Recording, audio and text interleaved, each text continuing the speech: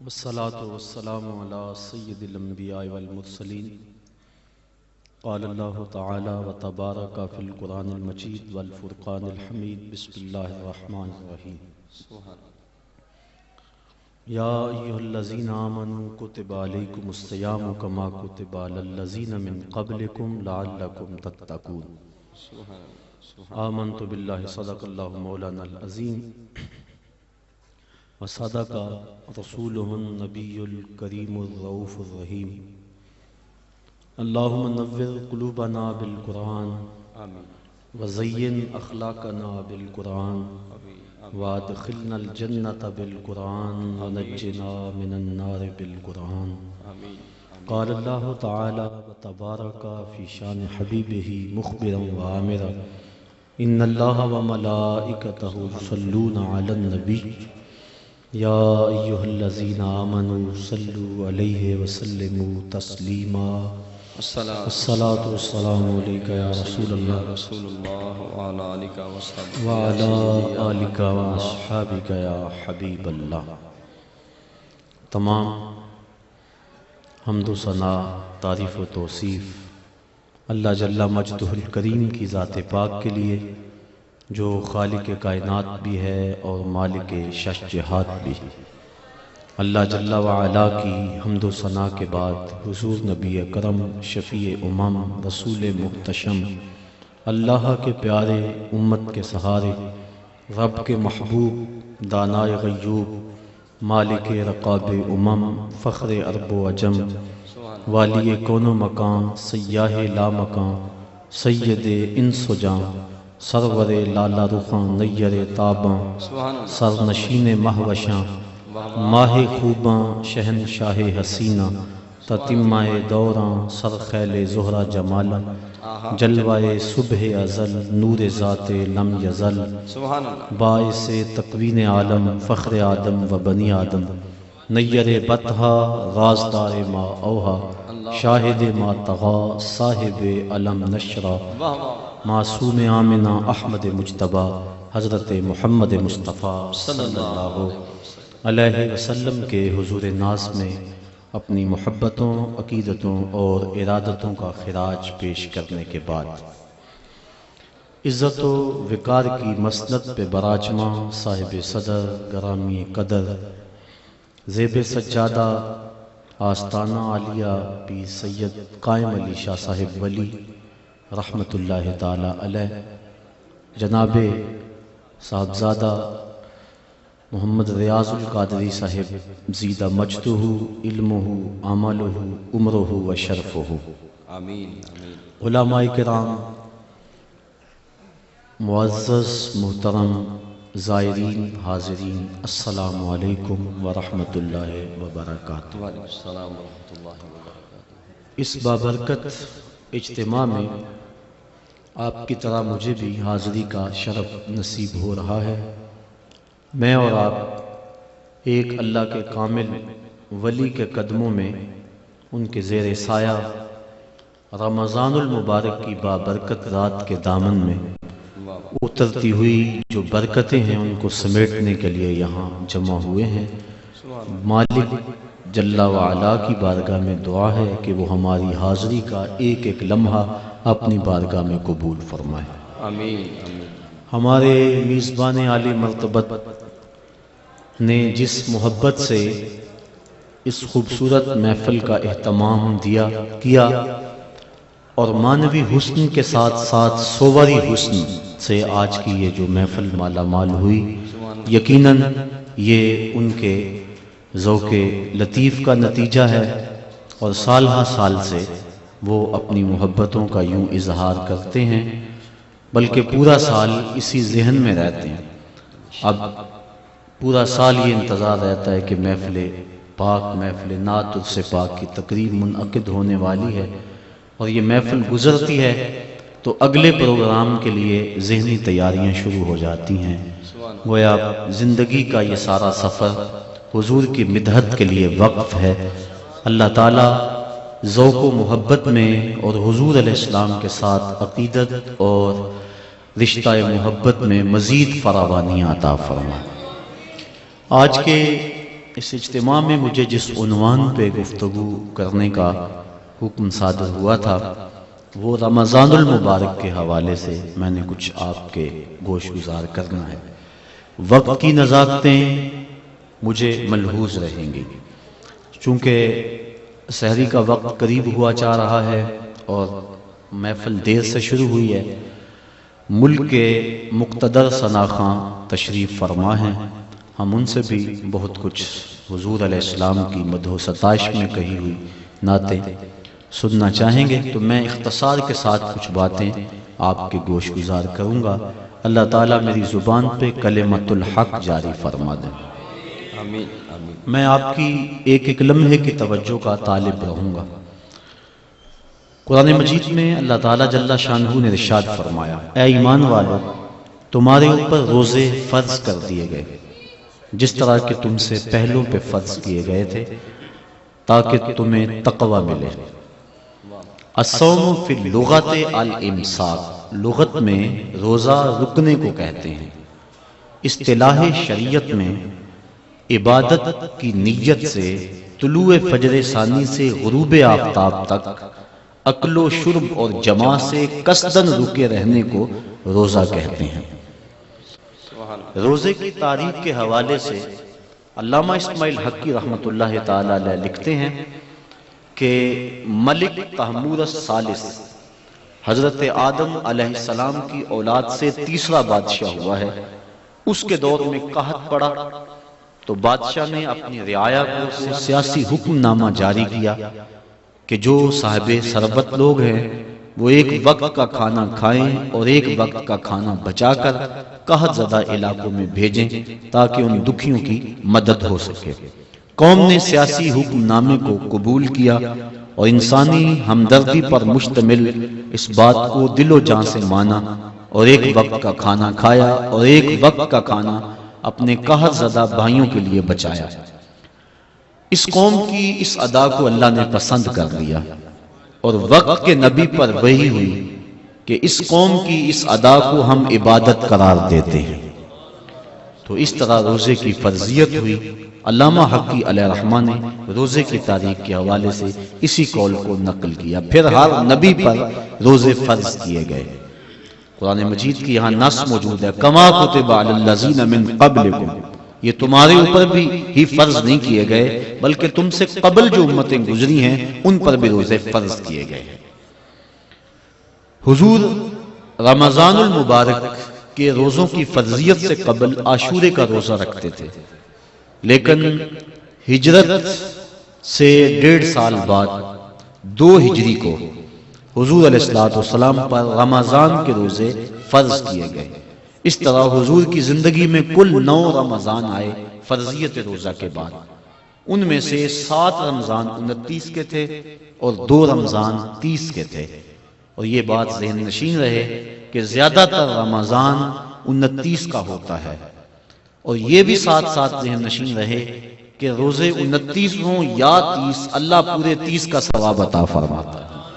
یہ امت محمدیہ پر اللہ تعالیٰ کا احسان ہے، کرم نوازی ہے۔ روزہ فرض کیوں کیا گیا؟ کیا وجہ تھی کہ مسلسل 1 مہینہ بھوکا اور پیاسا رہنے کا حکم صادر ہوا؟ مالک نے کس طرح چاہ لیا کہ میرا بندہ بھوکا بھی رہے اور پیاسا بھی رہے؟ جو 70 ماؤں سے زیادہ پیار کرتا ہے اور ایک ماں گوارا نہیں کرتی کہ میرا بیٹا بھوکا رہے، وہ سارے کام چھوڑ کے پہلی فرصت میں دودھ دیتی ہے۔ بیٹے کے لیے ماں جن جن مراحل سے گزرتی ہے وہ کسی سے مخفی نہیں۔ بیٹے کی تعلیم کے لیے زیور بیچنا پڑے تو ماں اس سے بھی گریز نہیں کرتی۔ وہ کیا کسی شاعر نے کہا تھا کہ شہر میں آ کر پڑھنے والوں بھول گئے ہو کس کی ماں نے کتنا زیور بیچا ہے۔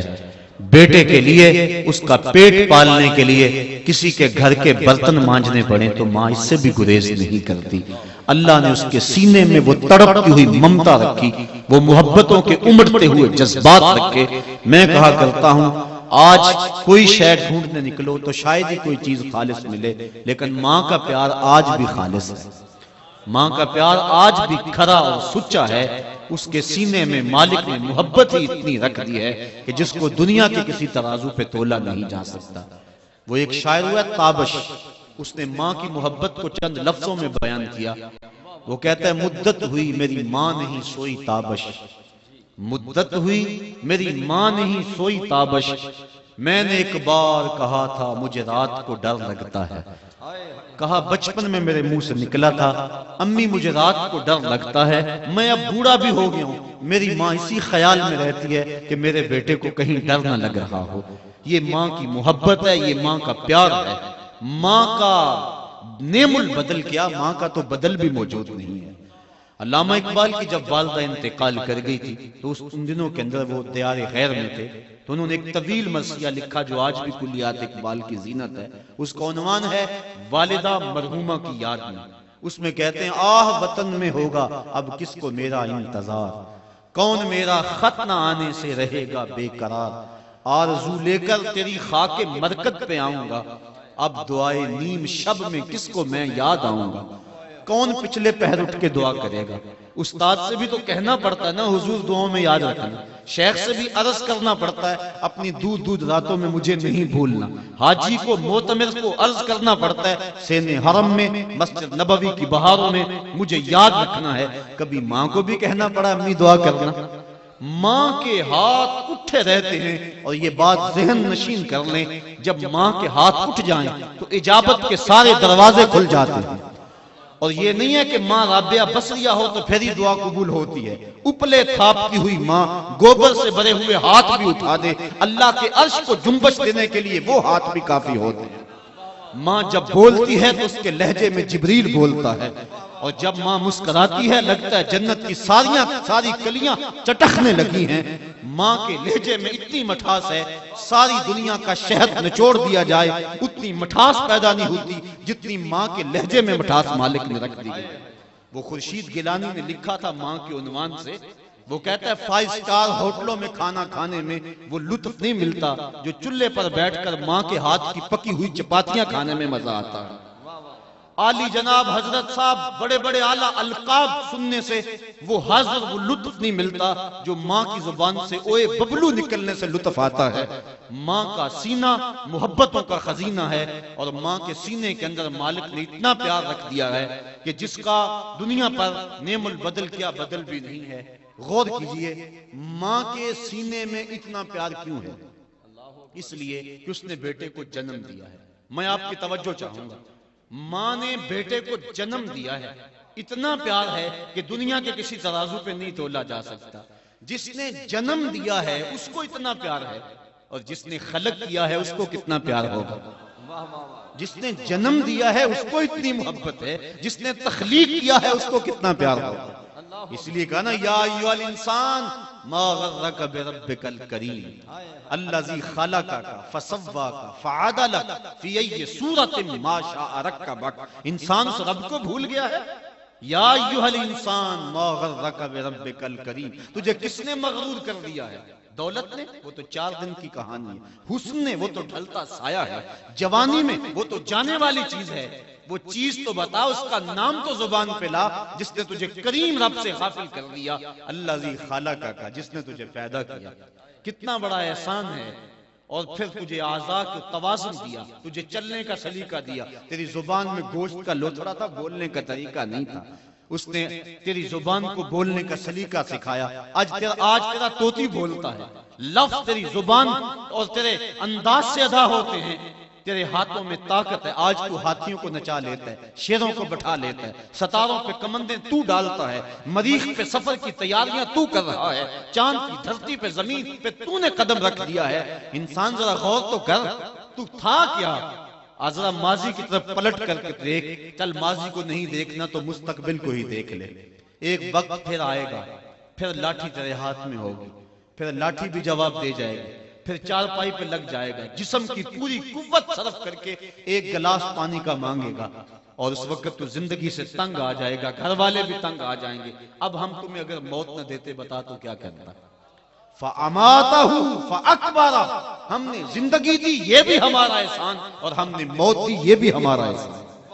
تو ڈاکٹر کو کہتا لگا زہر کا ٹیکہ، سارے تنگ تھے تیرے سے، سارے کہتے تھے اللہ بابے کو پردہ دے دے تو اچھی بات، لیکن تجھے پردہ بھی نہ ملتا، تجھے موت بھی نہ آتی تو بتا کیا کرتا؟ ہم نے زندگی دی یہ بھی احسان کیا، فَأَمَاتَهُ، اور موت دی یہ بھی احسان کیا۔ اچھا کتا بھی تو مرا تھا، گھسیٹ کے روڑی پہ ڈال دیا، جانور بھی تو مرے تھے، گھسیٹ کے روڑی پہ ڈال دیا، تجھے بھی اگر روڑی پہ ڈال دیا جاتا تو کیا کر سکتا تھا؟ تو تو مردہ تھا، بے حس تھا، کیا کر سکتا تھا؟ لیکن ہم نے کہا نہیں، ہم نے وفا نبھائی تیرے ساتھ، کہا اسے غسل دو، اس کے سند سند پہ خوشبو ملو، اس کو چٹے لباس میں کفن دے دو، اور اس کو پھر 4 آدمی اٹھائیں، اور کہا تیز نہ چلنا، میرے شاہکار کو کہیں جھٹکا نہ لگے۔ اور پھر آج ہم نے تجھے تکریم دی، ہم نے تجھے عزت دی، امام کعبہ ہے وہ بھی پیچھے کھڑا ہے، تجھے آگے رکھ دیا، تو نے ہمارے ساتھ کیا کیا اور ہم نے تیرے ساتھ کیا کیا۔ ذرا ماضی کی طرف پلٹ کے دیکھ لے، تجھے پھر بھی شرم آئے گی، ذرا آگے جا کے دیکھے، تجھے پھر بھی شرم آئے گی۔ یا ایھا الانسان ما غرک بربک الکریم، بتا تجھے کس شے نے خدا سے غافل کر دیا۔ اور پھر اب بلا بھاگے ہوئے کبھی کوئی یوں آواز دیتا ہے؟ سکول سے بچہ بھاگ جائے تو اس کو پکڑا جائے تو اس کا سلوک اس کے ساتھ کیا کیا جاتا ہے؟ غلام بھاگ جائے تو اس کو کیسے آواز دی جاتی ہے؟ جو بھاگا ہوا ہے اس کو آواز دے رہا ہے، یا ایھا الانسان، او بھاگے ہوئے انسان پلٹا۔ اور کہیں فرمایا قتل الانسان، یہ مر جانا انسان کتنا ناشکرا ہے۔ تو کیسی اس کی رحمتیں ہیں، بندے کو پکارا جا رہا ہے تو انسان اگر ماضی کی طرف دیکھ لے پھر بھی شرم سے پانی پانی ہو جائے، اور اگر آگے ذرا 2 قدم بڑھ کے دیکھ لے پھر بھی سے حیا آ جائے۔ کہا اس مالک کا در کیوں چھوڑ گیا ہے؟ الذی خلقک کا، جس نے تجھے پیدا کیا۔ توجہ کیجئے، جس ماں نے جنم دیا وہ تو گوارا نہیں کرتی کہ میرا بیٹا بھوکا رہے، وہ تو گوارا نہیں کرتی، سارے کام چھوڑ کے پہلے دودھ دیتی ہے، بیٹے کے لیے کسی گھر کے برتن مانجنے پڑے اس سے بھی گریز نہیں کرتی۔ تو جو 70 ماؤں سے زیادہ پیار کرتا ہے، 70 ماؤں کی زندگی بھر کا پیار ایک طرف، اور مالک کا شفقت کی نظر سے ایک مرتبہ دیکھ لینا ایک طرف، تو وہ جب ماں گوارا نہیں کرتی کہ میرا بیٹا بھوکا رہے تو مالک نے کیسے گوارا کر لیا کہ میرا بندہ پورا مہینہ بھوکا رہے؟ آؤ پھر ماں کی گود میں آئیں، ماں کی محبتوں بڑے گھنے چھاؤں میں آئیں۔ ماں بیٹے کی آنکھ میں ایک آنسو بھی گوارا نہیں کرتی تھی، بھوک سے تڑپنا گوارا نہیں کرتی تھی۔ اب بیٹا ہو گیا بیمار، ڈاکٹر کے پاس اٹھا کے ماں بیٹے کو لے گئی، ڈاکٹر نے تشخیص کی، جو علاج تجویز کیا اس میں سیرپ کڑوا تھا، بیٹا پیتا نہیں تھا، ماں نے لٹا لیا زبردستی، منہ کھولا اور حلق میں کڑوا سیرپ ٹپکا رہی ہے، بیٹا چیخ رہا ہے، ماں جو حلق سے نیچے سیرپ اتر رہا ہے، اطمینان ہے اس کے چہرے پہ۔ کیا ماں صفاق ہو گئی ہے؟ نہیں۔ اس کی ممتا چھن گئی ہے؟ نہیں۔ اس کی محبت کے جذبات سرد ہو گئے؟ نہیں۔ کیا اس کا پیار رخصت ہو گیا؟ نہیں۔ وہ تو ایک آنسو بھی گوارا نہیں کرتی تھی، اور آج بیٹا رو رہا ہے اور ماں کے چہرے پہ اطمینان ہے۔ تو غور کریں گے، ماں جانتی ہے بیٹا نہیں جانتا، ماں سمجھتی ہے چند لمحوں کی تکلیف ہے لیکن نتیجہ شفا کی صورت میں ہوگا۔ اس لیے مالک بھی نہیں چاہتا کہ میرا بندہ بھوکا رہے، لیکن اس کے باوجود کیوں چاہ لیا؟ کہا لعلکم تتقون، میرے بندو تمہیں تقوی کا نور مل جائے گا، تمہیں تقوی کی دولت نصیب ہو جائے گی۔ اب سوال یہ ہوا، کیا بھوکے اور پیاسا رہنے سے تقوی ملتا ہے؟ تقوی کی دولت بھوک سے ملتی ہے؟ تو آئیے شیخ فرید الدین عطار سے پوچھتے ہیں۔ اور اس سے قبل ایک اور بات طے کر لیں، ہمارے 2 دشمن ہیں جو ہمیں جادہ مستقیم سے بھٹکانے کے لیے دن رات کوشاں ہیں، محنت کر رہے ہیں، ایک نفس اور دوسرا شیطان۔ اب نفس بڑا دشمن ہے یا شیطان بڑا دشمن ہے؟ تو شیطان تو انسانوں کو گمراہ کرتا ہے، جب شیطان خود گمراہ ہوا اس کو کس نے گمراہ کیا؟ اس وقت تو کوئی دوسرا شیطان نہیں تھا، وہ نفس تھا جو شیطان کو بھی لے ڈوبا۔ آنا خیر منہ، جس نے اندر سے سر اٹھایا، اور شیطان کو شیطان بنانے والا نفس ہے۔ ہمارے 2 دشمن ہیں، ایک نفس اور دوسرا شیطان، اکیلی اور ناتواں جان 2 دشمنوں کے نرغے میں۔ لیکن اذا جاء رمضان سلسلۃ الشیاطین، جب ماہ سیام آیا شیاطین جکڑ دیے گئے۔ 2 دشمن تھے، ایک دشمن باندھ دیا گیا۔ یہ جو مسجدوں کو پھاٹک کھل گئے اور قرآن کی تلاوت ہونے لگی، یہ شیطان کے بند جانے کی وجہ سے ہوا، اور پھر بھی گناہ ہو رہے ہیں، یہ نفس کے موجود رہنے کی وجہ سے ہے۔ 2 دشمن تھے، ایک بند گیا، دوسرا دشمن موجود ہے۔ اب یہ نفس، اس کو کس طرح رام کیا جائے گا؟ چونکہ اگر نفس قابو میں آ گیا تو شیطان کچھ نہیں کرے گا، شیطان باہر کا چور ہے، نفس اندر کا چور ہے۔ ہمارے دیہاتوں میں جب کبھی چوری ہو جاتی ہے تو لوگ اندازہ کرتے ہیں کہ چور کہاں سے آیا، بوڑھے آدمی بیٹھ جاتے ہیں، دانشور لوگ، لیکن ایک نقطے پہ سارے متفق ہوتے ہیں، کہ کوئی اندر کا بندہ بھیتی موجود ہے، اتنی دیر تک چوری نہیں ہو سکتی جب تک کوئی اندر کا بندہ موجود نہ ہو. یہ شیطان اتنی دیر تک حملہ نہیں کر سکتا جب نفس ساتھ شامل نہیں ہوتا. اب شیطان کے چھٹنے سے قبل ہم نفس کو قابو میں کر لیں تو شیطان چھٹ بھی گیا تو کچھ نہیں کر سکے گا. اب نفس کا علاج کیسے ہوگا؟ تو آئیے شیخ فرید الدین عطار کو پوچھتے ہیں. پہلے یہ میں بتانا چاہوں گا کہ شیخ فرید الدین عطار ہیں کون. علامہ اقبال کے روحانی مرشد ملا رومی رحمت اللہ تعالی علیہ کا ایک شعر ان کے تعارف کے لیے پیش کرتا ہوں. شیخ فرید الدین عطار کے بارے میں علامہ رومی لکھتے ہیں: ہفت شہر عشق را عطار گشت، ما ہنوز اندر خم یک کوچام. عشق کے ساتوں شہر حضرت عطار گھوم چکے ہیں، ہم پہلے شہر کی پہلی گلی کی پہلی نکر پہ کھڑے ہیں. یہ ملا رومی کہہ رہے ہیں. وہ شیخ فرید الدین عطار کہتے ہیں: نفس نتواں کش الا باس چیز، بات گوئم یادگیرش اے عزیز. خنجر خاموشی و شمشیر جو، نیزائے تنہائی و ترک ہجو. کہا نفس نہیں مرتا، لیکن تین اسلحے لے کے نفس پہ ٹوٹ پڑو گے تو نفس قابو میں آ جائے گا. خنجر خاموشی، ایک خاموشی کا خنجر. دوسرا شمشیر جو، بھوک کی تلوار. تیسرا نیزائے تنہائی، تنہائی کا نیزہ. تو یہ اسلحے ہیں، اگر ان سے نفس پہ حملہ آور ہوں گے تو نفس قابو میں آئے گا. تو جو بھوک ہے وہ نفس کو رام کرنے کے لیے بہترین ہتھیار ہے. اور آقا کریم صلی اللہ علیہ وسلم نے بھی ارشاد فرمایا: اے جوانوں کے گروہ، تم میں سے جو طاقت رکھتا ہے وہ نکاح کرے، اور جو نکاح کی طاقت نہیں رکھتا وہ روزے رکھے، چونکہ روزے قاطع شہوات ہیں. تو بھوک سے، پیاس سے نفس قابو میں آتا ہے. اور دیکھا آپ نے رمضان میں ایک دشمن بن گیا، بھوک سے دوسرا دشمن تھوڑا سا دبا، اور تصور کیا بیدار ہوا. کڑکتی دوپہر، سخت گرمی، پیاس کی شدت، ٹھنڈا پانی موجود ہے اور کوئی دیکھ بھی نہیں رہا، اور بندہ پھر بھی نہیں پیتا کیونکہ میرا اللہ دیکھ رہا ہے. یہ کیسا پختہ عقیدہ ہے. بلکہ غسل کرتا بھی احتیاط کرتا ہے، کوئی ہلکا، کوئی حلق سے نیچے قطرہ ٹپک نہ جائے. وہ جو ڈٹ کے گناہ کرتا تھا وہ اندر تنہائی میں ڈر رہا ہے. یہ مالک پہ یقین و اذعان پیدا ہوا کہ میرا مالک مجھے دیکھ رہا ہے.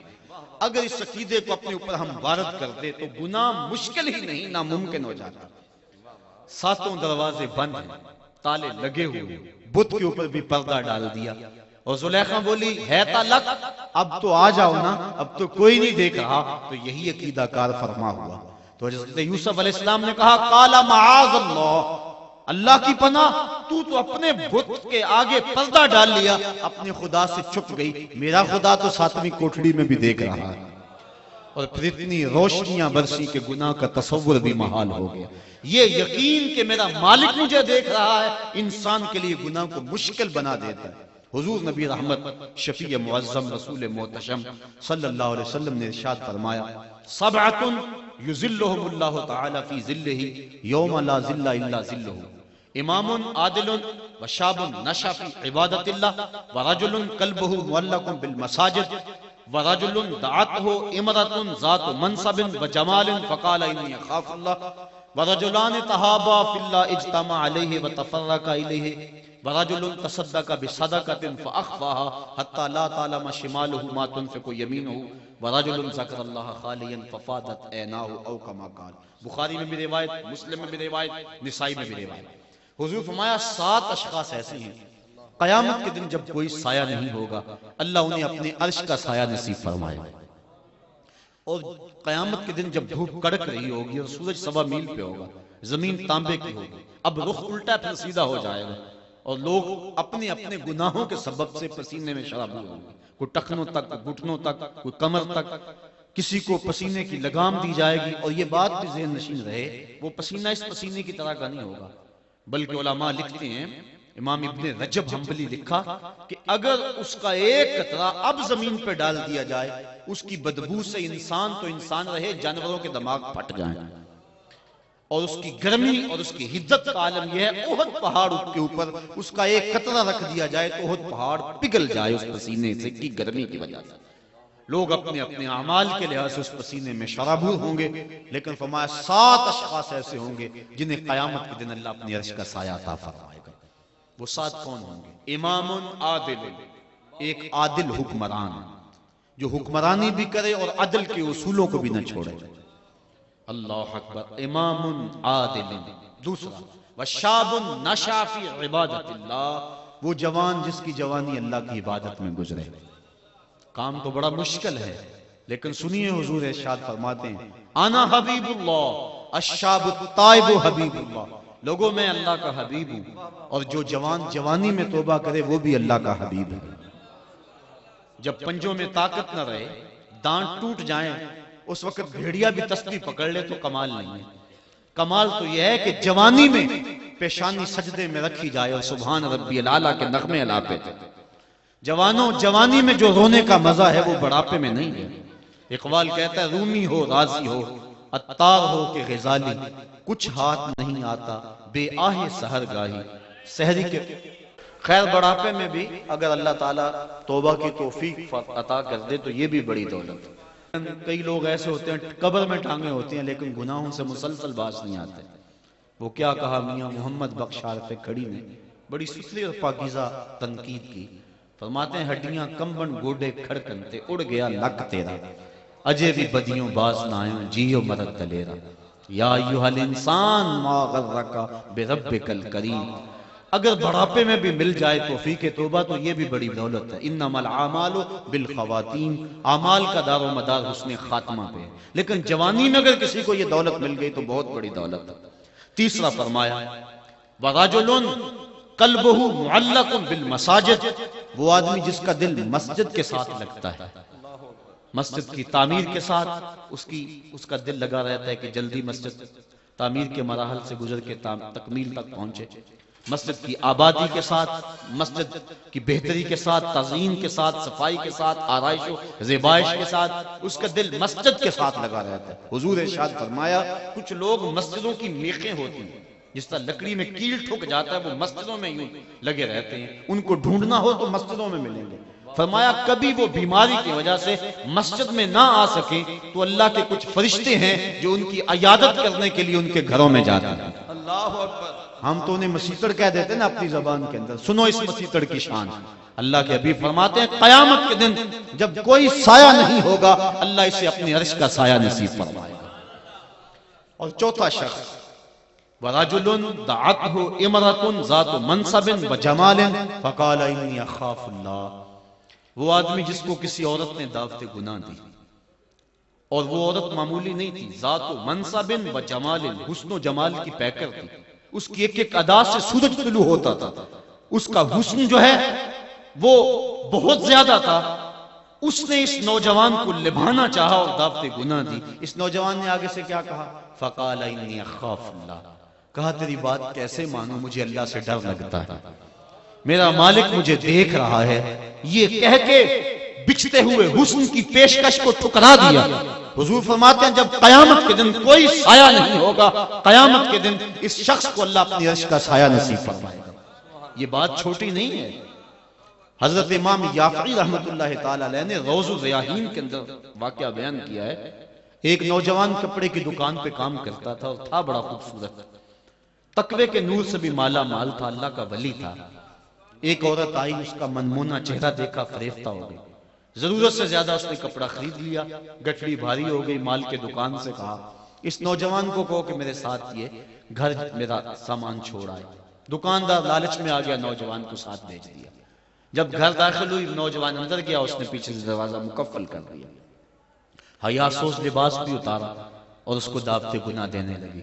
وہ کہتا تھا انی اخاف اللہ، میں تیری بات کیسے مانوں، میرا مالک مجھے دیکھ رہا ہے، میں ڈرتا ہوں، میں کیا جواب دوں گا اپنے مالک کو۔ اس کا رواں کانپ رہا تھا، اس نے ہر ہیلا کیا، ہر جتن کیا، لیکن وہ پگلی نہیں جانتی تھی کہ نور کو رسیوں میں جکڑا نہیں جا سکتا۔ وہ صرف حسین ہی نہیں تھا، اللہ کا ولی بھی تھا۔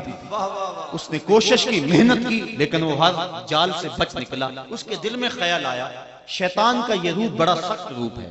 حضرت سید ابن المسیب رضی اللہ تعالیٰ عنہ تابعی، وقت آخر آیا ان کا، آنکھوں سے نابینے تھے، 80 سال کے قریب عمر ہے، اور ایک شخص حال پوچھنے آیا، دوست، کہا سید ابن المسیب سناؤ کیا حال ہے؟ کہا اللہ کا شکر ہے، شیطان جس روپ میں مرضی آئے میرا کچھ نہیں بگاڑ سکتا، لیکن اگر اس عورت کے روپ میں آئے تو میں کچھ کہہ نہیں سکتا۔ یہ اس شخص کی بات ہے جو آنکھوں سے نابین ہے، 80 سال کی عمر ہے، تابعی رسول ہے، اور 3 دن تک گنبد خضرا کے پاس بیٹھ کے حضور علیہ السلام کے گنبد سے نماز کی آوازیں سنتا رہا ہے۔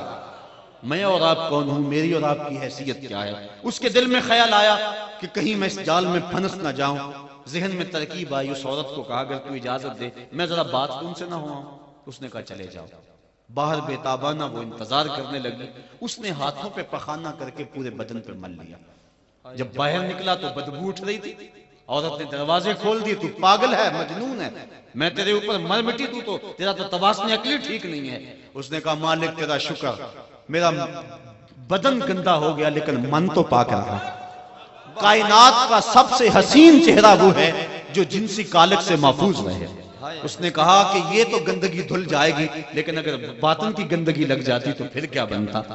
باہر جا کے ایک چشمہ تھا، امام یافعی لکھتے ہیں وہاں جا کے اس نوجوان نے غسل کیا، اور پھر جب تک زندہ رہا اس کے جسم سے مشک و عنبر کی خوشبو آیا کرتی تھی، اور جب وہ مر گیا لوگوں نے دفن کیا اس کی قبر کی مٹی سے بھی خوشبو آیا۔ اللہ اللہ یا رسول اللہ۔ تو روزہ یہ تصور دیتا ہے کہ میرا مالک مجھے دیکھ رہا ہے، کاش کہ ہم اس کو اپنے اوپر وارد کر لیں۔ پانی نہیں پیتے اللہ دیکھ رہا ہے، کھانا نہیں کھاتے اللہ دیکھ رہا ہے، جب رشوت لیتے اللہ اس وقت نہیں دیکھ رہا ہوتا، جب آنکھ بھٹکتی اللہ اس وقت نہیں دیکھ رہا ہوتا، جب خیال بہکتا ہے اللہ اس وقت نہیں دیکھ رہا ہوتا۔ اس کی تو نگاہ کا عالم یہ ہے، ارا زبیبا نملۃ السودا، کالی رات کے اندھیرے میں سیاہ پہاڑی سلسلہ ہے، ان پہاڑوں کی جڑوں کے اندر ایک گہرا غار ہے، اس غار میں چونٹی کا سوراخ ہے، اس میں کالے رنگ کی چونٹی چلتی ہے۔ تمہارے رب کا یہ دعویٰ نہیں کہ میں صرف چونٹی کو دیکھتا ہوں، نہیں، کالی رات کے اندھیرے میں شب دیجور کی ظلمتوں میں سیاہ پہاڑی سلسلے کی جڑوں میں جو گہرا غار ہے اس میں چونٹی کی سوراخ ہے، اور اس سوراخ کے اندر کالی چونٹی جب چلتی ہے اس کے پاؤں سے سینہ سنگ کے اوپر پتھر کے اوپر جو ننھی لکیر بنتی ہے جس کو کسی خوردبین سے بھی نہیں دیکھا جا سکتا، تمہارا رب اس لکیر کو اس طرح دیکھتا ہے جس طرح دیوار چین کو دیکھتا ہے۔ تو کیا وہ ذہن میں پیدا ہونے والے خیالوں سے غافل ہے؟ وہ ہر شے کو دیکھتا ہے، اس کی نظروں سے کوئی شے پوشیدہ نہیں۔ چشم تو بھی نندائے ما فی الصدور، اقبال کہتا ہے تیری نگاہ تو سینوں کے راز بھی جانتی ہے۔ تو ہم اس خدا سے چھپ سکتے ہیں؟ وہ ہر شے کو دیکھ رہا ہے۔ تو یہ تصور کہ میرا مالک مجھے دیکھ رہا ہے انسان کے لیے گناہ کو مشکل ہی نہیں ناممکن بنا دیتا ہے۔ تو وہ مالک جو کھانا کھانے لگے پانی پینے لگے تو دیکھتا ہے، چوری کریں تو پھر بھی دیکھتا ہے، نظر بھٹکے تو پھر بھی دیکھتا ہے، اور جو رمضان میں دیکھتا ہے وہ غیر رمضان میں بھی دیکھتا ہے۔ آؤ اس تصور کو پختہ کر لیں اور اپنے اوپر طاری کر لیں، اور یہی اولیاء کا پیغام ہے۔ اللہ مجھے آپ کو توفیق عمل نصیب فرمائے، حضور کی محبتوں کا اسیر بنائے، اور روزہ رمضان کی جو اس کا فلسفہ ہے اس کو سمجھنے کی توفیق انیق عطا کر دے۔ کار ما آخر شدو آخر زما کار نشد، مشت خاک ما غبارے کوچائے یار نشد، و آخر دعوانا ان الحمدللہ رب العالمین۔